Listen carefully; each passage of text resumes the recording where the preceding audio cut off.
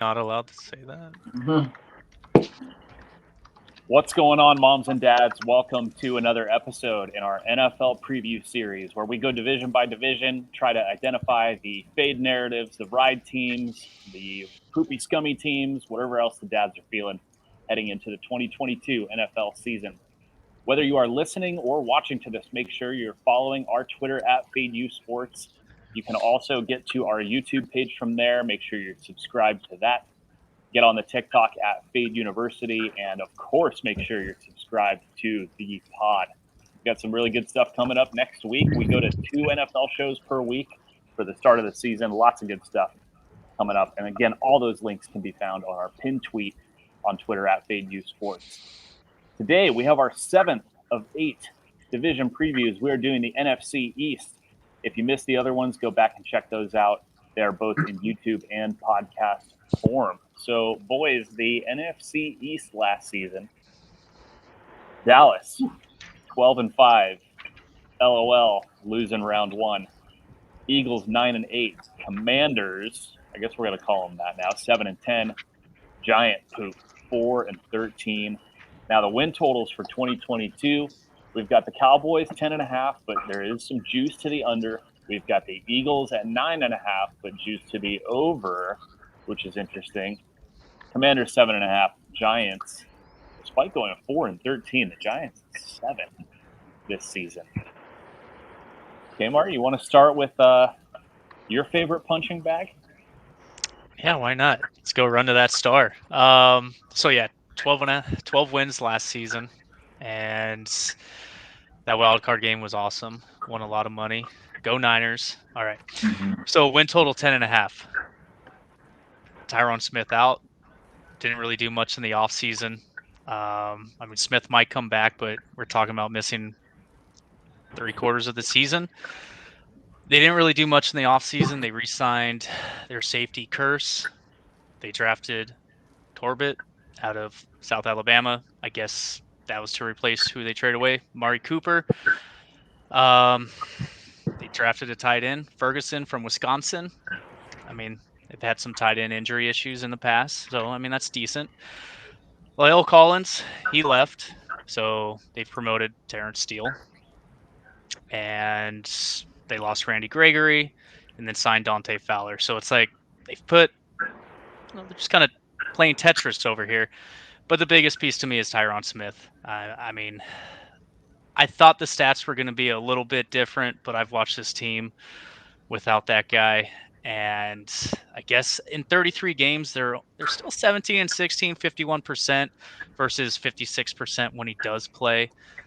I honestly thought it was going to be less than that, but I just don't see how this team's going to win 10.5 games. I actually went under 9.5 to get some plus money. I think it was plus 140. So I played that because I just don't see how this team is going to replicate. I wish Joe was on this one because I'm sure he'd have some stats in their close ball games. I don't have any of that, but they were 13-4 against the spread, which was the best in the league last year. I think they started Matt, 8-0, and we just kept blindly just like, no, eventually they're going to lose, and we just kept going. And they kind of made us pay until finally they started losing. So they may squeak in because it is the NFC East. They may squeak into the playoffs, but I'm still confident under 9.5. That was the longest-winded version of just saying that they're overrated as fuck that I've They haven't done heard. shit. They haven't I done was shit. trying to give reasons for once. And you left out Mike fucking McCarthy. Exactly. You missed the biggest reason of all. I had to save something for you guys. Take it away. Take it away, Chris. No, it's funny, honey. He left. That was a great, long-winded, beautiful version of they didn't do shit. They're probably worse, and they still have that fucking coach. So yeah, I like Kmart pulling his cock out with that under 9.5. A lot of times there's huge value in taking alt lines, especially if the teams when you go under more. I know I think Joe or someone did something like under bucks, like 9.5 or 10-2 to get plus money. So that's awesome. And yeah, you love to see it. The Cowboys, I think they had a couple games last year that we lost fading them when in overtime, they were like -3.5, and they ended New up England. 4.5. Yeah, New The England. New was England 1.5. one was horrendous. Oh. Brutal. Horrible. Like I went 0-5 in the contest that week. so yeah, you got to think they're going to regress on those close games. They'll start winning by a field goal instead of 6 or 7 points. So we'll see. I love it, and that you got to love when the Cowboys are a little shittier, because then that spices up that NFC fucking East, and it lets a team like the we used to call them the Foreskins, but now they're the Commanders. So it's teams like that to get in the mix. So, but I'll let Neil go on that. It's a good segue. There it is. Anyone who had over under 3 minutes before we have to clip out a bit from Chris, you won the under. I just the Mike McCarthy stat going back. So last year was his first year in the last 6 going back, where Mike McCarthy has hit his win total over. So going back, when he was with Green Bay, he was an over in the last 4 seasons with Aaron Rodgers, over in the first with Dallas, and then last year was the first one that they actually hit their season win total over. So we want to talk about Mike McCarthy being a little scummy and a little overrated. I mean, that to me was the biggest one.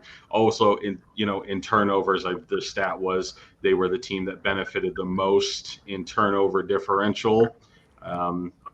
So if you think that there's going to be regression back to the means when it comes to turnovers, I'm with the dads on this one. I think that Dallas is an underplay, especially as being as public as they are. So it'll be easy and nice to root against them.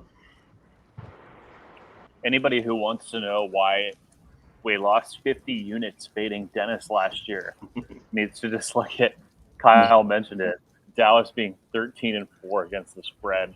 I mean, Chris, that's just a recipe to get rocked. First quarter, a guy like first Dennis. half, full game, so many times 3-0. Yeah, times that by 3 units. There's 20 or 30 right there on Den. Just on the Cowboys. Yeah. Just want to say I'm a little upset at Matthew, our host, for not joining me with a beer. He just took a sip of water. That's shameful, but that's fine. He'll get a beer, hopefully, or a glass of wine by the end of this thing. Dad, that's a whiteboard behind him. Hey, Matt, where are you? Oh, shit, he's not at home. Okay, he's not at home. I don't want him to get taken out by security. Be at school till about 8:30 tonight, so it's fine. No wrong out yet. All right, Neil, take me to school on the Philadelphia Eagles. People are slobbering all over the Eagles' dips like I would not believe. There's so much hype going with this team. Best O-line in the league. Insane skill position players. They get A.J. Brown. What's going on here?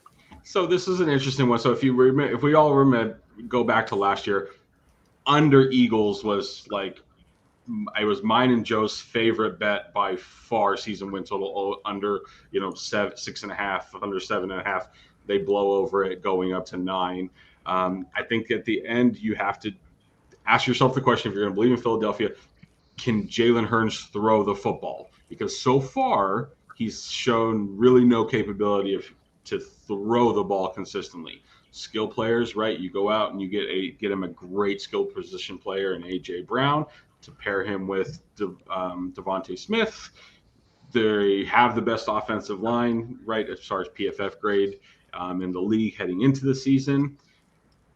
Do you believe that he's able to take sort of that next step forward, or is he just another gimmicky type of quarterback, that's that's end up going to be more like Kyler Murray versus being Lamar Jackson?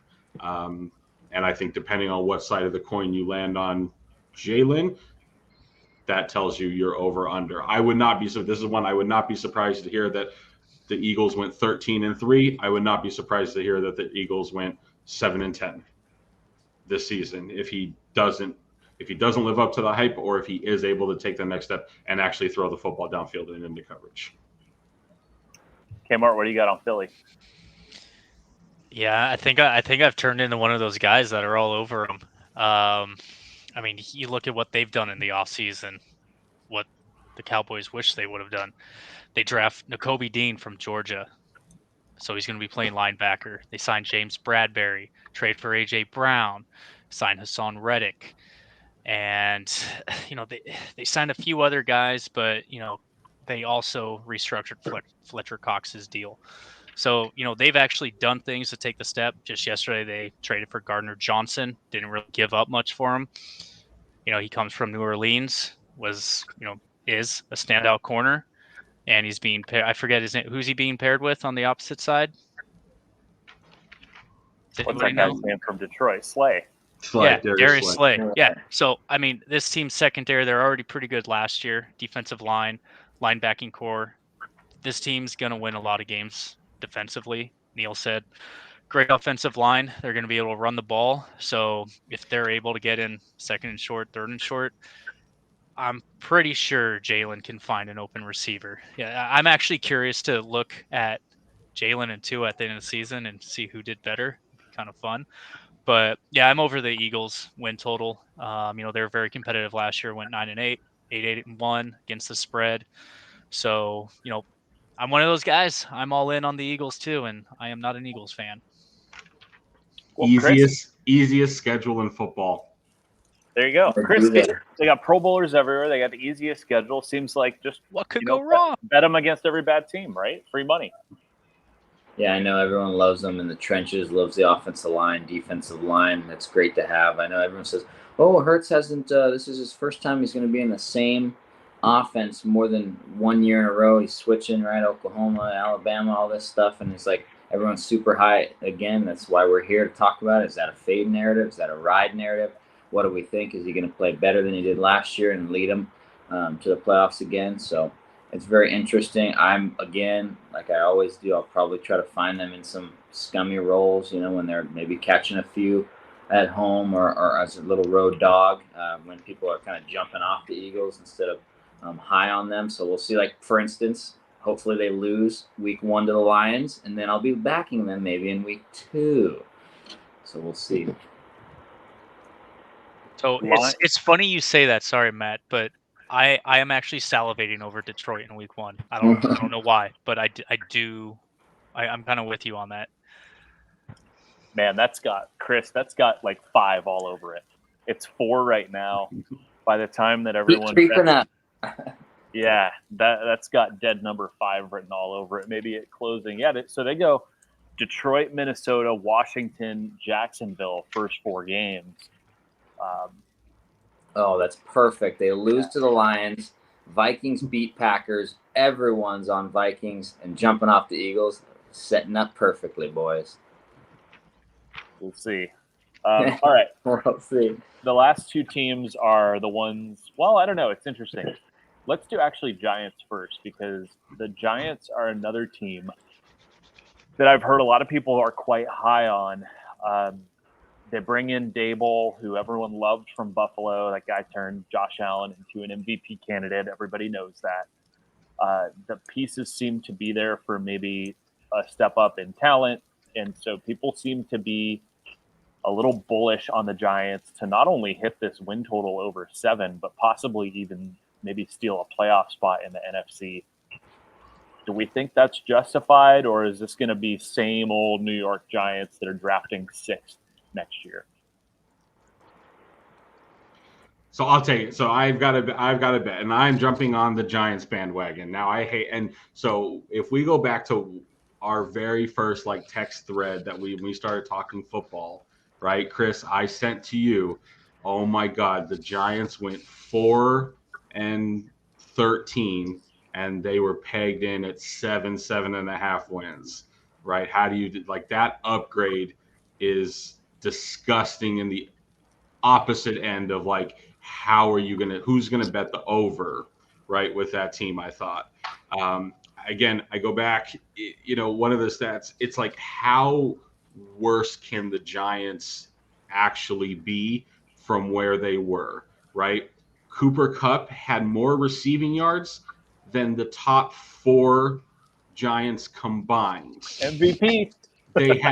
Cooper Kupp had more receiving touchdowns than all of the Giants pass catchers combined. Sorry to bring it up. I'm glad Chris joined. If you didn't No, Chris had a Cooper Cup MVP at 125-1. It somehow did not He was work robbed. out. He was robbed. Can't believe they gave it to Aaron Rodgers again. But how can a unit be that bad? It doesn't happen in football, right? Awful teams.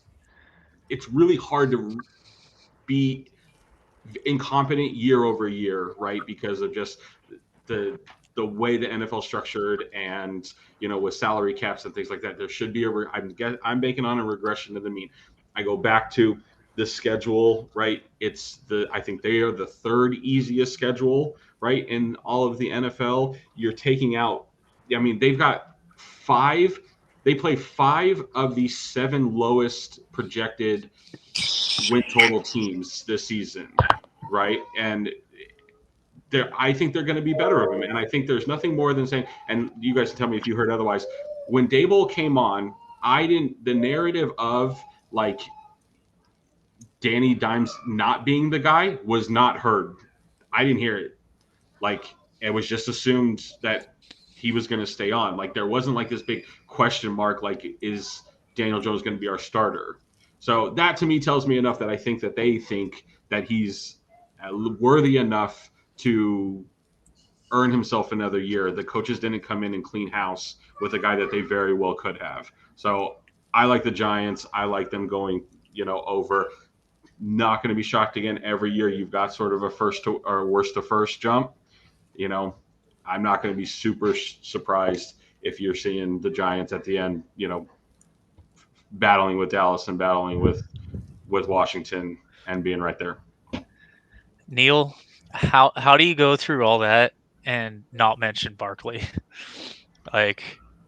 So he's a running back. He's a running back. But he's had a full year to recover from his knee issues. Yes.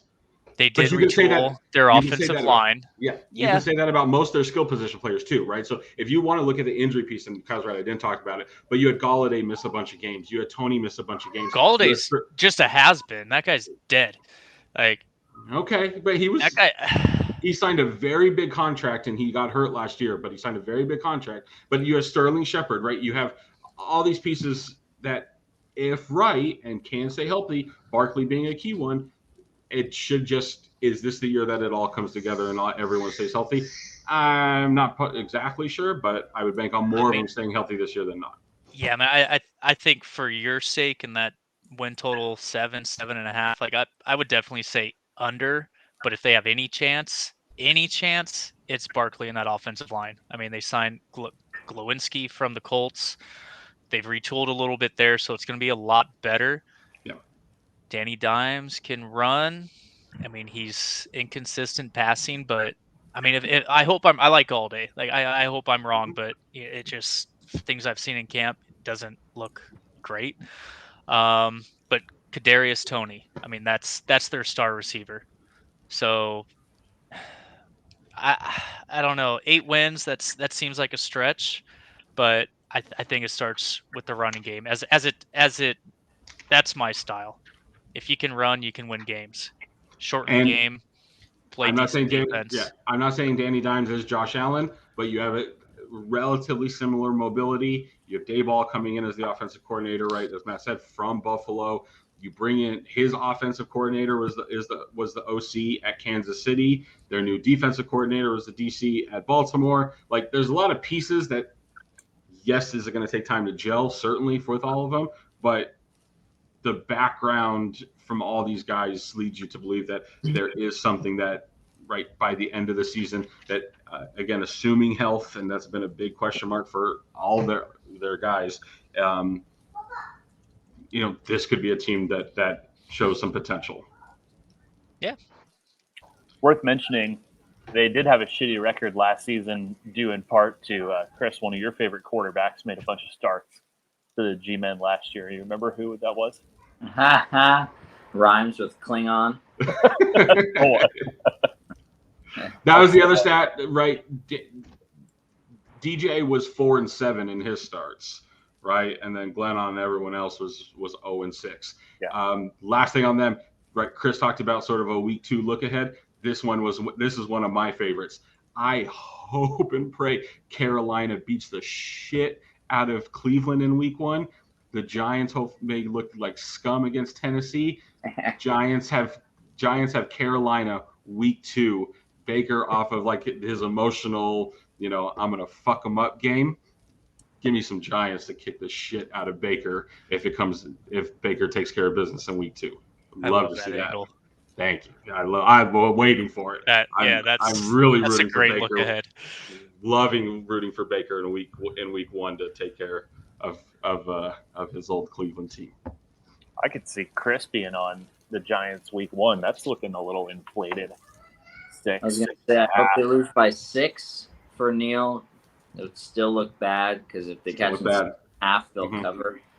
But yeah, how can you take the over here? The last 5 years, their win total is 4-6, 4-5-3. They haven't gone over this number in 5 years, or I think it's 8 out of the last 9 years.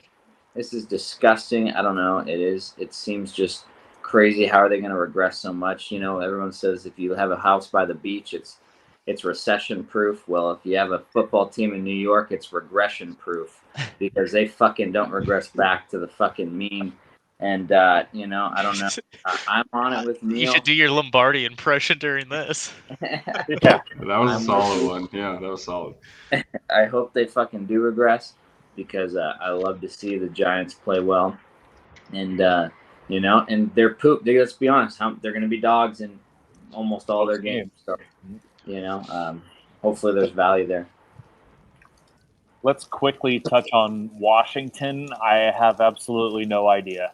I mean, it just kind of seems like a directionless group. Is there anything here?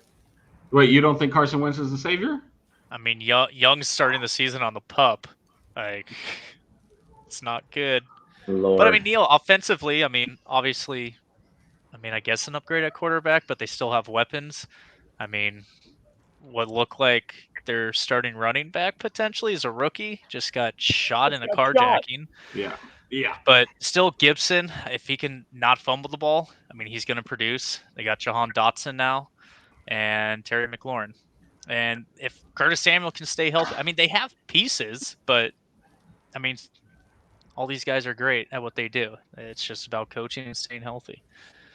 Yeah, this one is sort of same boat. You go from Heineke to Wentz. Sounds like an upgrade. Don't know that it actually is. But again, it's schedule, right? They had Buffalo, Kansas City, Green Bay, Tampa Bay, all those teams on their schedule last season. They still go 7-10. Their hardest game is I think a home against Green Bay, and they replace half of it. It's scheduled for all this. This whole division just got a little lucky, which worries me a little bit about taking an under for any of them, just because the strength of schedule flips for where they had one of the hardest strength of schedules last season, and it flips, and now they have one of the easiest this season. The whole division gets the 9 home games. I think the Giants, even one of their Giants road games is the London Green Bay game. I think. Yeah. So the Giants only have really 7 true road games. I would be hesitant taking an under again of Washington because again they won 7 with Heineke.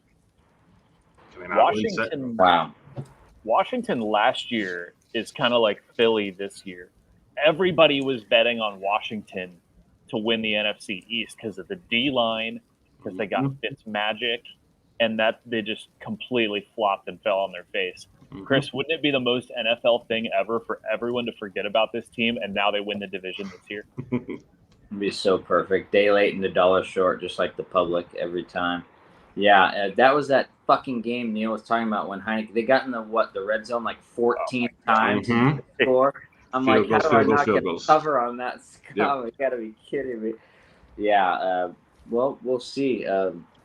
These guys, I'm going to probably look, you guys talk about, have a decent offense, a great probably defense again. It might lead to some unders. I might find some inflated lines for these, the Washington, whatever they calls it. Look for some unders and hope for some 2017 games. They play it tight. Maybe they play these good teams that Neil mentioned. They play tight. Maybe they don't put up the points, but they don't get completely blown out. They do start with Jacksonville and Detroit. So there is a path for them to at least get off to a decent start, I guess. Is that what's that line week one? They're laying points week one. That line. They're Take a look home. They're home, so I think they're Jacksonville. probably around -3. Yeah, 2.5 or something. That'll be an interesting one to get. Probably not one that's going to be very highly bet. So Yeah, I see if see we can- they opened 4.5. Now it's down to 3. wow. Mm. Yeah, I can't imagine too many people are going to be eager to lay points with Washington, but that could be a low volume game that maybe we can find an edge on. So we shall see. All right, we're running a little long, so we'll end it there. So thanks for listening to our NFC East preview. There are 6 more shows that you can go back and listen to. And the last division for some preview is going to be the AFC West. We'll do that in a few days, and it's almost time for football, boys.